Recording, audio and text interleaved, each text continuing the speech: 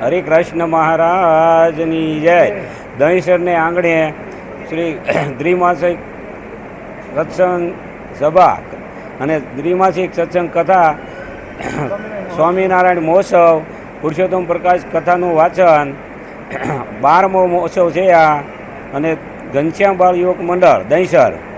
પછી આજે પ્રોગ્રામ હતો કે ઘનશ્યામ બાળ જન્મ ઉત્સવ, તો ઘનશ્યામ જન્મ ઉત્સવ.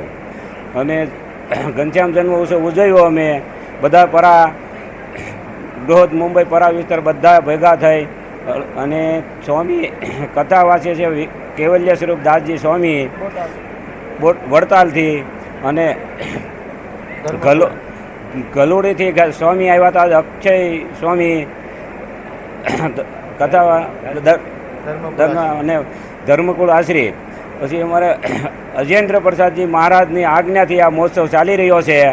એમાં ભાવિ આચાર્ય યુગેન્દ્ર પ્રસાદજી મહારાજની આજ્ઞાથી સરસ ઉત્સવ ચાલે છે. અને એમના દર્શન આપવા યુગેન્દ્ર પ્રસાદજી મહારાજ 15 તારીખે અહીંયા આવશે. 15 ને 16 તારીખ સુધી રોકાશે અને દર્શનનો લાભ આપશે. કથા વાચન, પુરુષોત્તમ પ્રકાશ કથા વાચન કેવલ્ય સ્વામી, એમની સાથે જ્ઞાન સ્વામી અને પાર્ષદવર્ય કૃણાલ ભગત અને ન્યાલકરણ ભગત અમારે મંદિર અહીંયા દહીંસરમાં મલાડ મંદિરના કોઠારી. પછી અમારે હરિભક્ત હરસુખ ભગત છે દહીંસરના. પછી બોરીવલીના નીતિન ભગત છે અને દહીંસરના સાગર ભગત છે. અને મલાડથી અમારે મુખ્ય મનુભાઈ છે. પછી જીતુભાઈ ટાંક સર છે મલાડથી. અને ગાંધીવલીથી પ્રકાશભાઈ છે. બધા હરિભક્તો બધા સાથ સહકાર સપોર્ટ સૌનો બધાનો સારો મળે છે અને ઉત્સવ બહુ સારો ચાલે છે. અને 9 વાગ્યા પછી ભોજન પ્રસાદ હોય છે. અમારે દહીંસરના હિંમત ભગત બી છે. બધા ભક્તોનો સહકાર સારો ચાલે છે. જય સ્વામિનારાયણ. હરિકૃષ્ણ મહારાજની જય. આ દિવ્ય અને ભવ્ય સ્વામિનારાયણ મહોત્સવમાં કમ્યુનિટીનો પણ ખૂબ ખૂબ આભાર કે જેઓ અમને અહીંયા સમગ્ર મહોત્સવ લાઈવ ટેલિકાસ્ટ કરશે. સાથે અહીંયા હજારો હરિભક્તો ભોજન પ્રસાદ લઈ સાંજે 5:30થી 9:30 સુધી કથાનો સમય છે. એટલે સૌ હરિભક્તો, આજુબાજુના પરા વિસ્તારવાળા સર્વે હરિભક્તો ખાસ આ દિવ્ય અને પવિત્ર ધર્મકુલ આશ્રિત જે મહોત્સવ ચાલી રહ્યો છે એમાં પધારજો અને આપ સૌ પોતાનો અમૂલ્ય સમય આપી આ કથામાં સહભાગી થાજો એવી ભાવભર્ન વિનંતી સાથે જય સ્વામિનારાયણ. ઈષ્ટદેવ ભગવાન સ્વામિનારાયણની કૃપાથી અમારે આજે 17 વર્ષથી આ સ્વામિનારાયણ મહોત્સવ ઉજવાય છે. દરેક પરા વિસ્તારોમાં ઉજવાતો હોય છે. મલાડ, કાંદીવલી, બોરીવલી, જ્યાં જ્યાં ધર્મકુળ આશ્રિત હરિભક્તો છે કે આવી રીતે દર વર્ષે આ ઉત્સવ ઉજવાય છે. અને બાળ સંસ્કાર મંડળ બધે ચાલી રહ્યા છે. એની દ્વિમાસિક સભાઓ પણ દર 2 મહિને થાય છે. તો એમાં પણ ખૂબ હરિભક્તો લાભ લે છે. અને આવા ઉત્સવમાં પણ દરેક હરિભક્તો ખૂબ સાથ સહકાર આપી અને એનો પૂર્ણ અમૂલ્ય સમય આપી અને કથા વાર્તામાં પોતાનો સમય આપી અને કથા વાર્તાનો ખૂબ લાભ લે છે. એવી હરિભક્તોને બધાની ભાવના છે. અને આવા દર વખતે ઉત્સવ થતા રહે એટલું કહી મારી વાણી વિરામ. અસ્તુ. જય સ્વામી. વડતાલ શ્રી લક્ષ્મીનારાયણ દેવ ગાદી પીઠાધિપતિ આચાર્ય શ્રી અજેન્દ્ર પ્રસાદજી મહારાજ અને ભાવિ આચાર્ય શ્રી નુગેન્દ્ર પ્રસાદજી મહારાજની શુભ આશીર્વાદ અને શુભ પ્રેરણાથી આ મહોત્સવ છે. આ મહોત્સવની અંદરમાં દરેક હરિભક્તો સાથ સહકાર મળી અને બધા સાથે ખૂબ સરસ મજાનું આયોજન કર્યું છે. અને દરેક હરિભક્તો ખાસ આ મહોત્સવના દર્શનમાં પધારજો. આ મહોત્સવના કળશ ચડાવવા માટે 15 તારીખે પરમ પૂજ્ય ધર્મધુરંધર 108 ભાવિ આચાર્ય વડતાલ દેશ ગાદીના શ્રી નુગેન્દ્ર પ્રસાદજી મહારાજ શ્રી પધારશે. સાથે બહેનોના ગુરુ અશોક ગાદીવાળા માતુશ્રી પધારશે દર્શન દેવા. તો દરેક હરિભક્તો અને દરેક ભાઈઓ બહેનોને ભાવભર્યું આમંત્રણ છે. અને આવા ઉત્સવ દર વર્ષે એકવાર એમની આજ્ઞાથી થાય છે. આ વર્ષે આ દહીંસરમાં થયો છે અને એમનું આયોજન બાલ ઘનશ્યામ યુવક મંડળે કર્યું છે. અને એમના હેડ તરીકે બૃહદ મુંબઈ ધર્મકુળ આશ્રિત સત્સંગ સમાજ એમના અંડરમાં ઘનશ્યામ બાળ યુવક મંડળે આ આયોજન કર્યું છે. અસ્તુ. જય શ્રી સ્વામિનારાયણ. ભવસંભવ ભીતિ વેદના सुखसम्पत्करुणानिकेतनं व्रतदानतपक्रियाफलं सहजानन्दगुरु भजे सदा। સહજાનંદ સ્વામી મહારાજની જય, શ્રી ધર્મકુળની જય હો, જય હો, જય હો. એનાથી આપણા હૃદયનો આનંદ છલકાય છે. આપણા હૃદયની ભાવનાથી આપણે પરમાત્માને બોલાવ્યા, આપણે એને બિરાજમાન કરાવ્યા, આપણે એને લાડ લડાવશું. અને આગળની કથામાં વનવચરણ દ્વારા એ પણ જોશું કે ભગવાને શી શી લીલા કરી છે, કેવી રીતે કરી છે અને શું કર્યું છે. એના પરથી આપણે આપણા જીવનને સરખાવતા બચશું. આપણે આપણા જીવનમાં ભગવાનના સંસ્કારો અને ભગવાને કહેલી એક એક વાતોને આપણે આપણા જીવન સાથે સરખાવશું, તો જ આ પુરુષોત્તમ પ્રકાશ ગ્રંથનો ખરેખરો મહિમા આપણા હૃદયની અંદર જાગૃત થશે.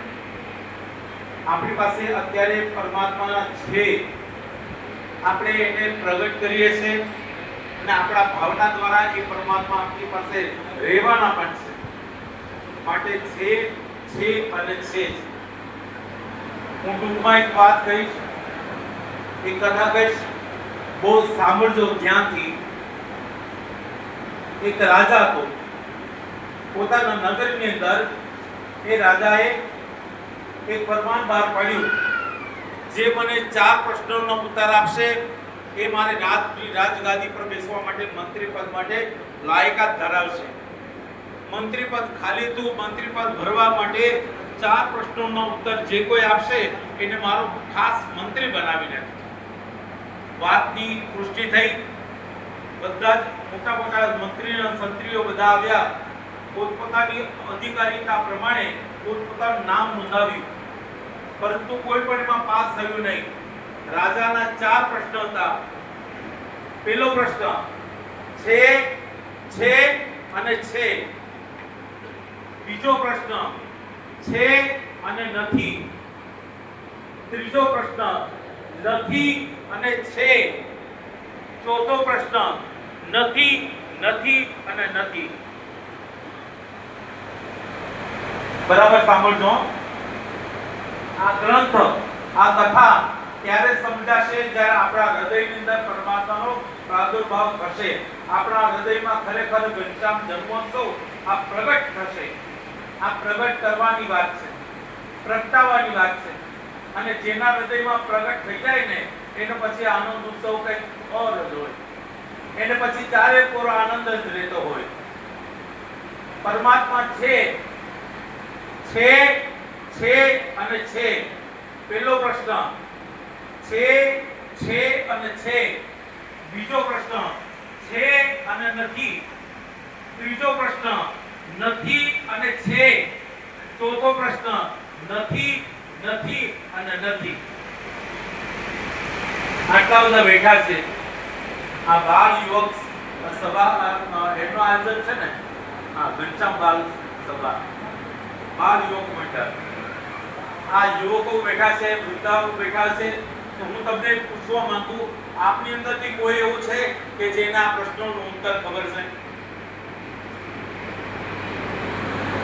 ઊંચો કરો.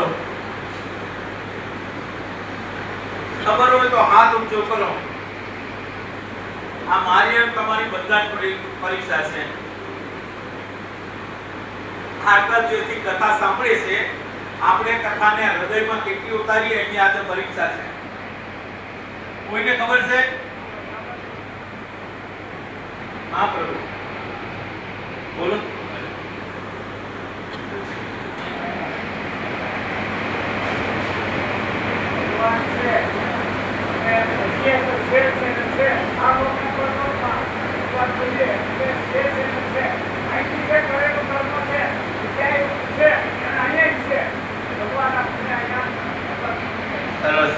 હું યથાર્થ ભાવાર્થ સમજાવી દઉં. વડીલે ખૂબ સુંદર મજાની વાત કીધી, પણ એ જ વાતને અનુમોદન આપતા હું સરસ સારી રીતે સમજાવું. રાજાએ ફરમાન પાર પાડ્યું કે મંત્રી પદ માટે લાયકાત ધરાવતા એની માટે આ 4 પ્રશ્નો મૂકવામાં આવ્યા. મંત્રી સંત્રીઓ બધા પોતપોતાને ઘરે ગયા. ઘરે જઈને માથું ખંજવાળા લાગ્યા કે રાજાના પ્રશ્નોનું ઉત્તર આપે કોણ? અને આ તે વળી કેવો પ્રશ્ન છે ને છે ને નથી, નથી ને છે અને નથી ને નથી. બધા માથું ખંજવાળા લાગ્યા સ્વામી. એક નાનો છોકરો એના પપ્પાને પૂછે છે, પપ્પા આજે શું આમ તમે મૂડ લેશો, આમ શા માટે નારાજ છો? બેટા આજે રાજ સભામાં રાજાએ પ્રશ્ન પૂછ્યા, એ પ્રશ્નોના જવાબ હું ગોતું છું અને જો એ પ્રશ્નના ઉત્તર આપી દે તો તારા પપ્પાની બળોતરી થઈ જાય, નોકરી પદ માટે લાયકાત ધરાવું. અચ્છા પપ્પા એમાં છે શું? હું આપી દઉં પ્રશ્નનો ઉત્તર. પ્રશ્ન શું છે બેટા? પ્રશ્ન એવો છે કે છે ને છે અને છે ને નથી અને નથી ને છે અને નથી ને નથી. આ ચાર પ્રશ્નો પૂછ્યા, ખબર નથી પડતી કે રાજા કેવા શું માંગે છે. અરે પિતાજી સાવ સહેલી વાત છે. જે મોટા મોટા મંત્રીને સંત્રીને સમજાવ્યું નહીં એ વાત નાના છોકરાને સમજાઈ ગઈ. પિતાજી એક કામ કરો, કાલે મને સભામાં લઈ જાઓ, હું રાજાજીને જવાબ આપી દઉં. મંત્રી કહે છે તને જવાબ આવડે છે? હા પિતાજી મને જવાબ આવડે છે. એ દિવસે એ નાનો બાળક પોતાના પિતાજીને આંગળી પકડીને બજારમાં લઈ ગયો. બજારમાં જઈને પેલા મળ્યા છે શેઠજી.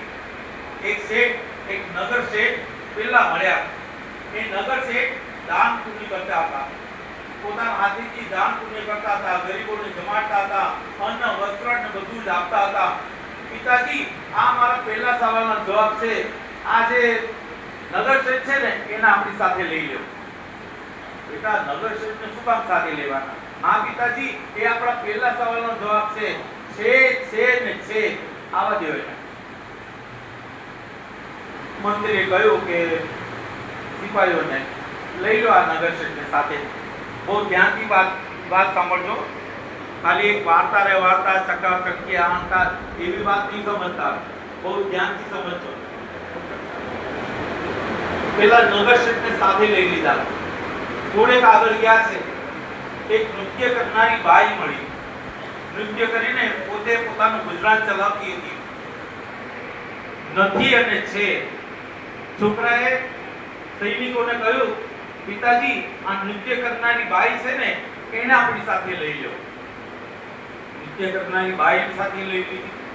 હજી થોડાક આગળ ગયા.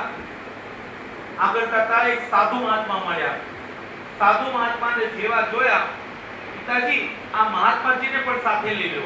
આ આપણા ત્રીજા પ્રશ્નનો ઉત્તર છે. નથી અને છે સાથે લઈ લો. સાધુ મહાત્માને લઈ લીધા. થોડેક આગળ ગયા.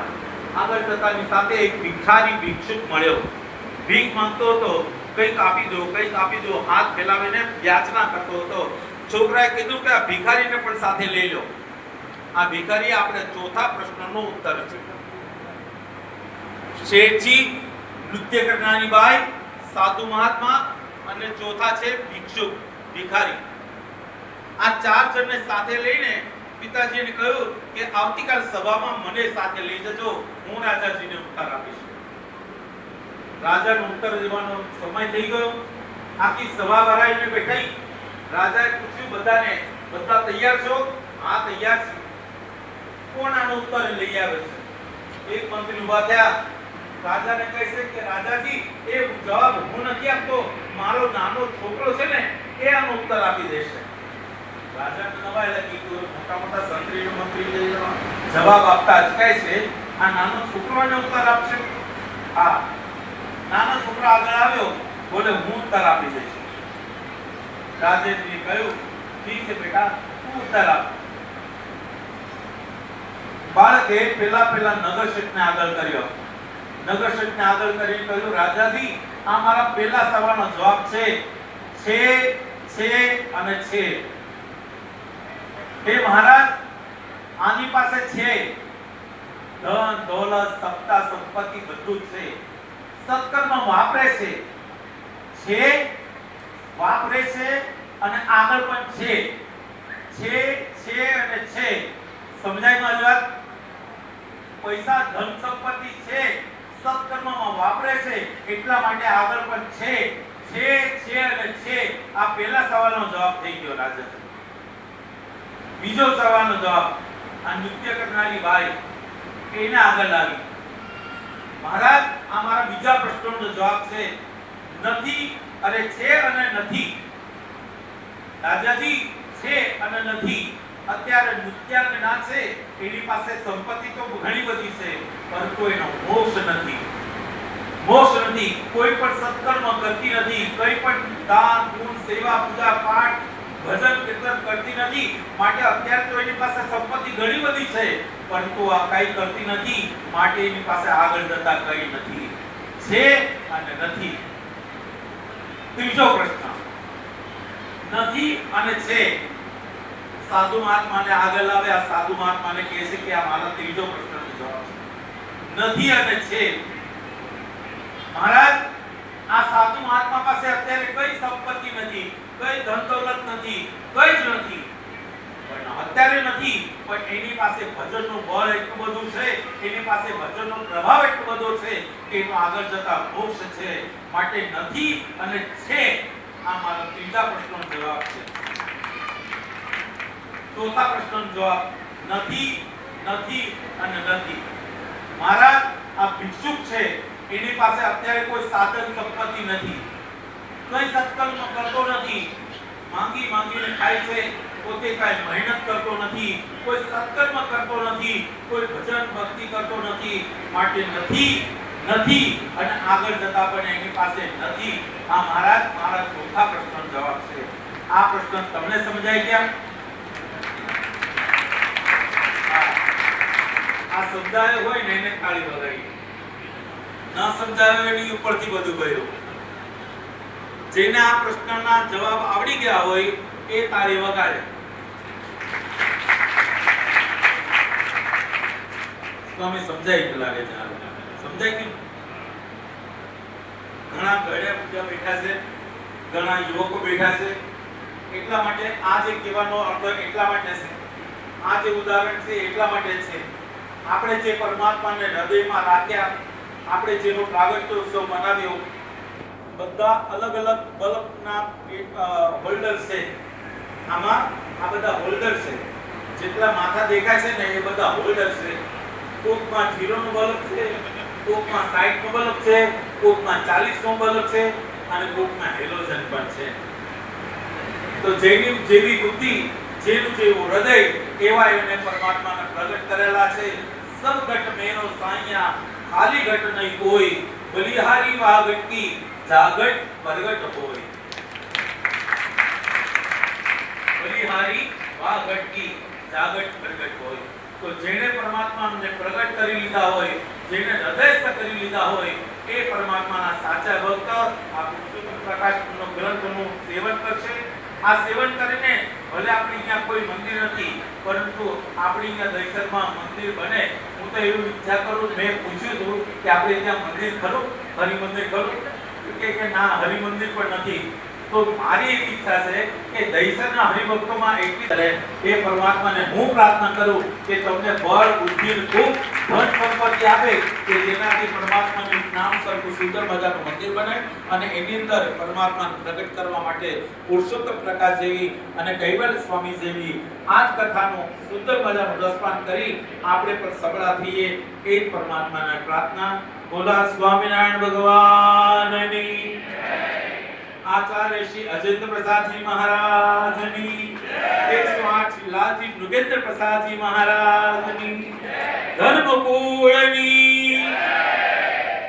હજી મને જેવી જય જોઈ છે એમ આવતી કેમ નથી?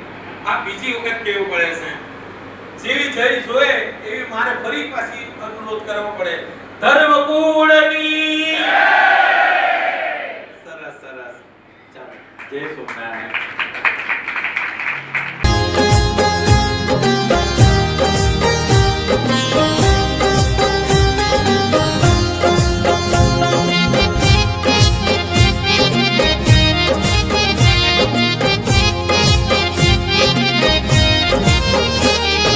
स्वामी नारायण स्वामी नारायण स्वामी नारायण हरे हरे स्वामी नारायण स्वामी नारायण स्वामी नारायण हरे हरे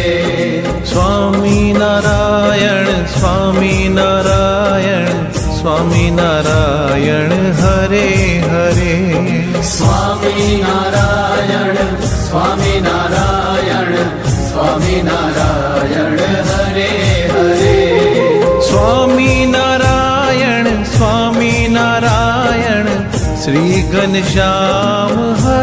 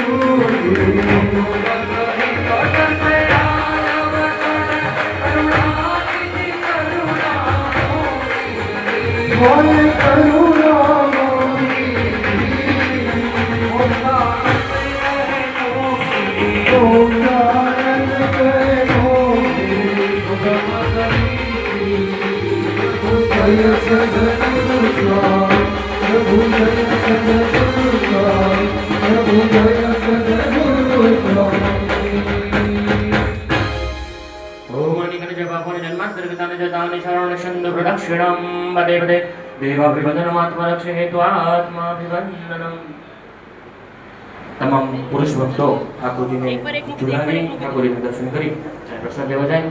પુરુષ ભક્તો જલ્દીથી ઉતાર હરે હરે સ્વામિનારાયણ સ્વામિનારાયણ શ્રી ઘનશ્યામ હરે હરે સ્વામિનારાયણ સ્વામિનારાયણ સ્વામિનારાયણ હરે હરે સ્વામિનારાયણ સ્વામિનારાયણ સ્વામિનારાયણ હરે હરે